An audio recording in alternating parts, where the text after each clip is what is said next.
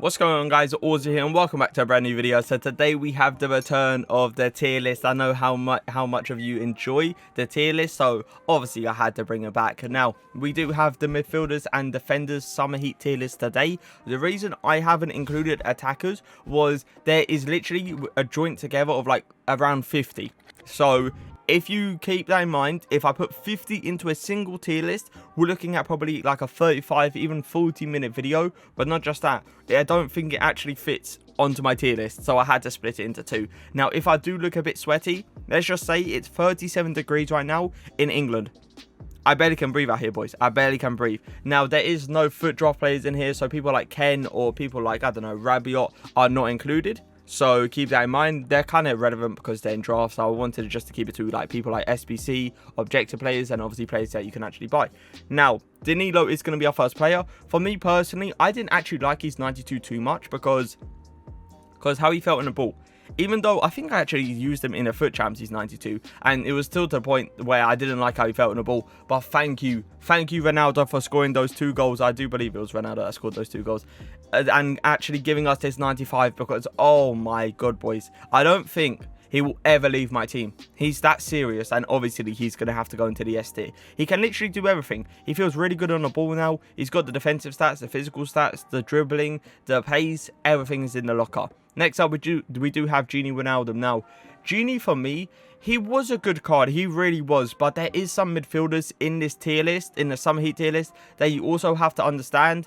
Genie's not on their level. He's really not. Him being 5'9" obviously doesn't help. But not just that. Yeah, he feels pretty decent on the ball. In game, he doesn't feel amazing. He's not one of those insane midfielders that feel, you know, god tier on the ball. But at the same time, yeah, he puts in a decent tackle. Yeah, he's physical work. He's a good player. I'm not saying he's not. He's a good player, okay? But to the point where there's other players in here that are better than him, I'm going to have to put Genie in B. That might get changed, though. I do believe he's, like, on a B+, maybe A-. But obviously, that's not a section. Next up, we do have Vidal. Now, Vidal, insane player. He really is. I don't believe but Vidal is an S-tier player. It's just my, you know, personal opinion. I don't believe he's an S-tier player, but he can literally do everything. He can take the long shots. He's got the decent amount of pace. He's got the dribbling. Doesn't feel amazing on the ball, by the way, but he feels pretty decent. He's got the defensive stats, the physical stats. It's just, for me, I don't know. I don't believe Vidal is an S-tier player. He's just one of those ones, right, where he's 5'11". He's dribbling stacks, and, like, he doesn't get into the most aggressive situations, I believe. But next up, we got the 94 Suzuka. Now, the 94 Suzuka, for me, he has to go up there, boys. He has to go up there. Come on now. Let's all be honest. The 6'2" god. He's been a beast throughout the whole of FIFA. I used his Footman's card for, what, 1,500 games? Then his Foot Birthday came out, and now his Summer Heat card came out. You really can't go wrong when you use Suzuka. Yeah, he doesn't feel as good as Vidal on the ball, but you also have to understand, he has aspects that Vidal just doesn't. And it just shows his pure dominance in this game. Next up, we do have Semedo now. Semedo is an interesting one, because some people do like him, but I don't. I really, really don't. I don't like how he can't long pass. And if he does, it's inconsistent. Then I don't like how his strength doesn't come into play, because he hasn't got any strength. And for me, that's like a big killer when it comes down to fullback. So I am going to put Semedo into the B section. Next up, we do have Saar. Now, a lot of people sleep on this Saar. I don't see as many people as I want to actually use this card. Okay? This card is just stupidly broken. Now, the reason I don't use it is because I got David Louise and Virgil van Dijk. I'm not going to put Saar. Let's all be honest. I'm not going to put Saar over them. But this Saar card is no joke. He's got that stocky body type, which means he gets a lot of AI blocks. But not just that. He's tackling unbelievable. One of the best tacklers in the game, by the way. His physical attributes out of this world. He bodies literally everyone. And he's got pace. Come on now. Now, he doesn't feel amazing on the ball, but he is a usable kind. So I am going to put him in the A tier. Next up, we do have Rusalon. A lot of people, once again, sleep on this card. They really do. Now, he is a really nice card. He's got the physical attributes. He's got defensive attributes. He does feel really good on the ball as well. He's got a pace. But for me, personally, I can't put him onto the A tier. No, sorry, the A tier. The S tier. Because there's a certain someone that is going to go up there that we all know is the best fullback in the whole game, and you already know what I'm talking about. Next up, we do have Pope. Now, the reason I included goalkeepers was because I'm not going to put goalkeepers in an attacking what's called tier list. I'm going to put in midfielders and defensive because it makes a bit more sense. But at the same time, you can't compare Pope, even though I think I did play him up front, didn't I? I think he had the 5-star skill moves. Even though obviously I played him up front and stuff like that, you know, you can't sit there and put Pope into an S tier or an A tier, even though he wasn't even a great keeper either. But the reason I'm going to put him in D tier is because D tier is just for goalkeepers. They really are. They're just for goalkeepers. I'm not going to put any of these players from the Summer Heat into D tier.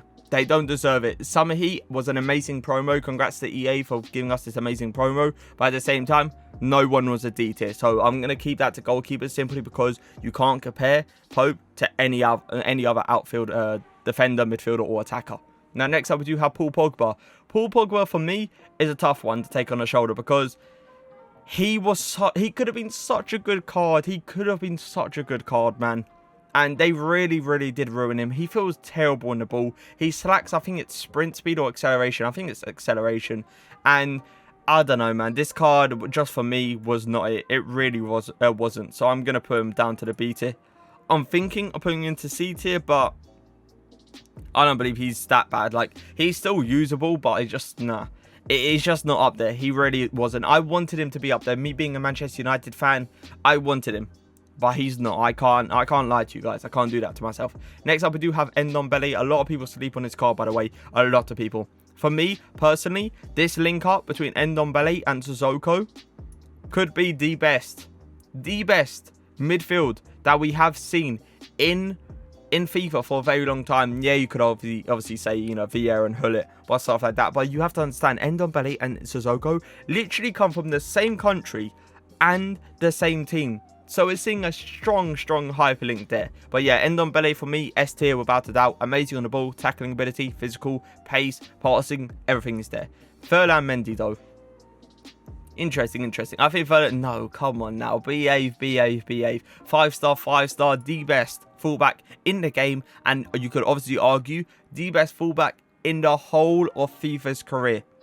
This card is so broken. The fact that they gave him a 5-star as well, you already know they wanted everyone to do this card. By the way, objective player. You are getting the best fullback in the whole of FIFA's career as an objective player. I have nothing else to say after that. Next up, we do have Mbabu. Now, Mbabu, for me, he wasn't great. He really wasn't, and I do not believe I can put him into the A tier simply because he didn't feel great on the ball. He felt very clunky in game. Yeah, he could put in a tackle. Yeah, he would get into those contact situations time to time. But I did not feel like he was amazing on the ball, and I do believe Rusalon is better than him. Now, next up we do have Masu Masawaku, I believe is how you pronounce it.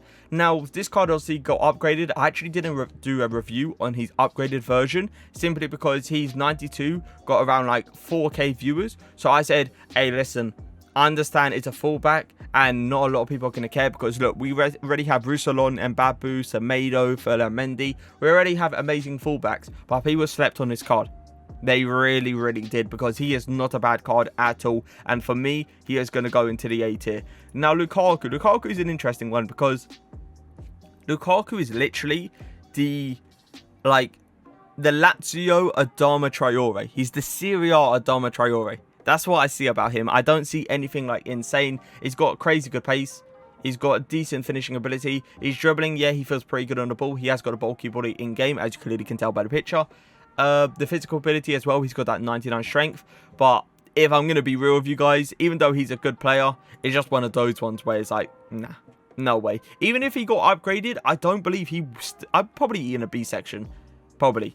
But even if he got upgraded, it still wouldn't be, you know, 100% worth it. But yeah, Lukaku in the C section. Next up, we do have David Louise, and I did name this card top 3 centre-backs in the game, and I still go with that. This is why I use him. I use him every week in Weekend League. Every week. Because he's that good. Link him up with Team of the Year Virgil or Team of the Season Virgil.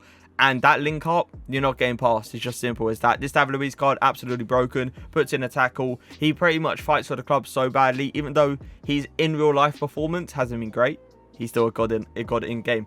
Langley. Now, Langley is an interesting one because if I put Saw in A, I have to put Langley, right? Now, with Langley, I believe it's his balance. No, it's not. That's Kampembe. And Kampembe is literally next. Now, Langley, it's his pace, he's defending, the physical, everything is top tier, yeah? But, I don't know, it's just one of those ones where bulky body centre-backs, even though I put Saw in A, is just so much better. They really are. And I know David Louise hasn't got an insane bulky body in game, but he's got a muscular body type. And that's what allows him to get those little cheeky AI blocks and stuff like that. But Langley, for me, he was not S tier when I reviewed him, so he is going to go into the A tier. Next up, we have Kampembe, and this is where the balance comes into play. His balance is not great, and when he transitions, let's say he's running backwards to the left, and then I want to go to the right instantly, he actually does like a falling over animation and then gets there. That's why I don't believe Kampembe is into the S tier, because he gets those kind of animations. But at the same time, amazing attacking, physical ability is god tier. His pace, by the way, his pace is absolutely insane. If I had to pick between Kampembe, Langley or Saw, I would honestly go for Kampembe, then Saw, then Langley. That's the level that Langley's on. He's just not on those Kampembe and Saw level. Now, next up, we do have Kessie. Now, Kessie, for me, personally, he has to go into, like, Vidal's level. Because the difference between the two is very minimal, okay? And you have to also understand that Kessie, Vidal, they're kind of the same player. One, obviously, being 6 foot, and I believe the other one is 5'11". I believe. Maybe even 5'10". But either way, Kessie is an absolute god when it comes down to tackling and stuff like that. And he was very, very easy to get. Very easy to get. He was an objective player. And the only thing I can say is he didn't feel amazing on the ball. He didn't feel amazing. But everything other than that, got hit at. And if you didn't get that card, I feel very, very sorry for you. Next up, we do have Foden. Now, Foden, for me, personally, he has to go into the A tier because this is the point. I'm actually going to switch this around. I'm thinking about it now. And I'm going to do this. As I said, Vidal might go up. And I do believe he needs to go up. Because if I'm going to put Kessie into A tier, even though you could argue Kessie has better stats, I still believe Vidal is better than Kessie. In game, when I reviewed him, I preferred Vidal 100%. So I'm going to put Vidal into S tier. But that's like, if there was like an A+, Vidal would go into there. But anyway, let's talk about Foden. Foden is like similar to Bruno Fernandes. He really is. Because they're both aggressive cams, but at the same time, both playmakers, both got the pace, both got the shooting ability. They don't really have the physicality in them, but when it comes down to everything else apart from physical stats and defensive stats, they've pretty much got it. Now, the reason I personally put Foden and I'm going to actually do Bruno Fernandes at the same time was simply because they're exactly the same player and they're very aggressive cams. When it comes down to aggressive cams, they usually tend to switch in a 4-2-3-1 with your striker quite a lot. So that is something you have to understand. And I don't like that. I don't like how they switch with the striker because obviously Fernandes has that high work rate and stuff like that. They switch with the striker quite often. Then all of a sudden your striker's playing in the midfield and yeah, everything's pretty much screwed after that. But Bruno Fernandes, Foden, definitely both A tier. I do not believe they are S tier though. When it comes down to Fabinho though, Fabinho is an interesting one.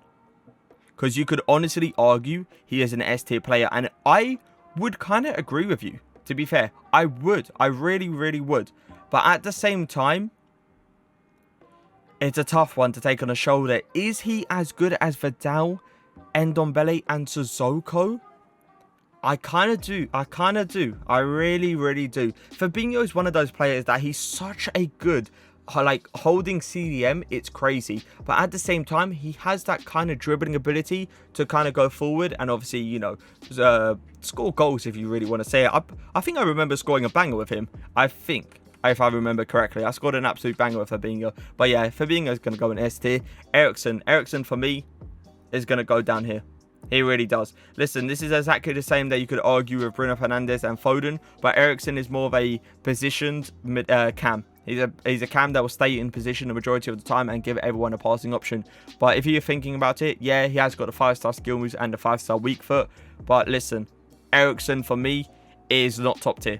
He really isn't. This is the one card that I can definitely say, like, I don't like. No, I don't like. No, that's bad wording, to be fair. I do like him, but he's just not on the level of everyone else on this tier list. Next up, we do have Delaney, and it is going to be our last player. For me, Delaney has to go up here. Now, I'm not sure if this actually overlaps my camera, so I'm going to put Delaney there, because Delaney is the main guy. He is the best midfielder in the whole of the summer heat. By far, by the way. By far. He's better than Suzuka, better than Ndombele. He's better than Vidal. He's better than, obviously, stuff like Kessie, Fernandes, Foden. He can literally play cam, centre mid and CDM, and he'll be a beast in every single one. Delaney card, if you guys didn't do it, I honestly feel sorry for you. Because this Delaney card, he's no joke. He really isn't. By far the best CDM that I've used.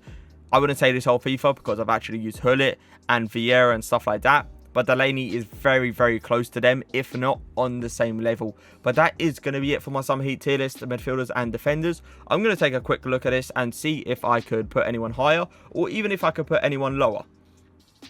I low-key want to put Lukaku up by 1 because he's not that bad. So I'm going to put Lukaku up by 1 and then put Eriksen still down there. We got Delaney, Suzuka, Ndombele, Mendy, Louise, Vidal, Fabinho, Danilo. I think Fabinho is the only one you could obviously argue there. Everyone else is top tier. Foden, Mohr, Rusalon, Masawaku. I still can't pronounce that name, by the way. Langley, Kampembe, Kessie, Fernandes. I believe that is perfect. I don't believe anyone deserves to go higher. I don't believe anyone deserves to go lower. I'm going to leave it as that.